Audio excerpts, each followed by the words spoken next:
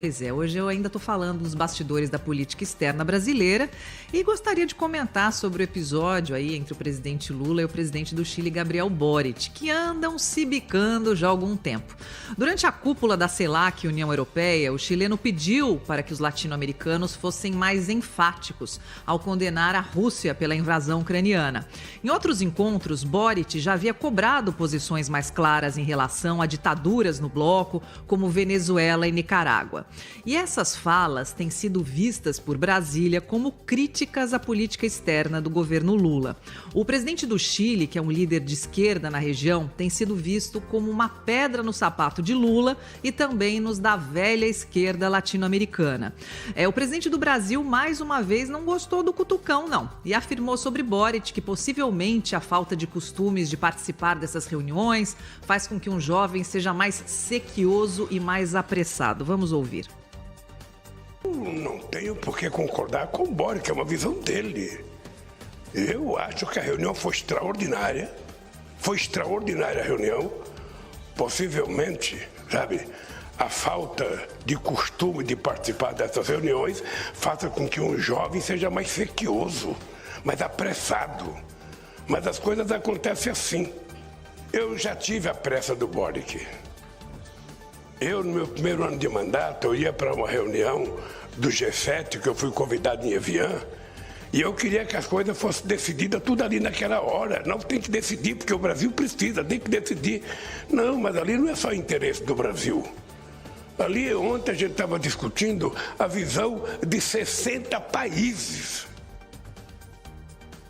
Pois é, Lula também disse que Boric parecia mais nervoso do que os outros líderes. Houve um clima de mal-estar. E aqui, em visita à França, o presidente chileno respondeu dizendo que não se sentiu ofendido, que respeita e ama o presidente Lula, mas voltou a cobrar posições mais claras dos latino-americanos em relação à guerra na Ucrânia. Vamos ouvir.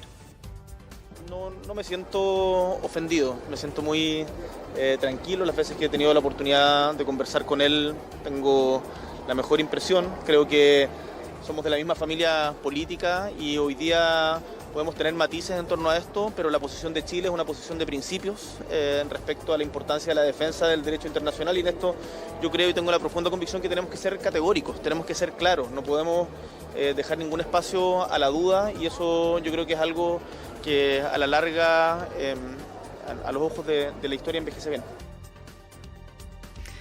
Gente, e o que comentar sobre o episódio? O presidente Lula não deve atacar pessoalmente o líder chileno, que é tão presidente quanto ele. Não importa a juventude, a experiência. O Chile também escolhe líderes pelo voto. Isso é ponto. Esse tipo de debate tem que ficar no campo das ideias e não em ataques pessoais ventilados em corredores de cúpula, onde outros assuntos são prioritários.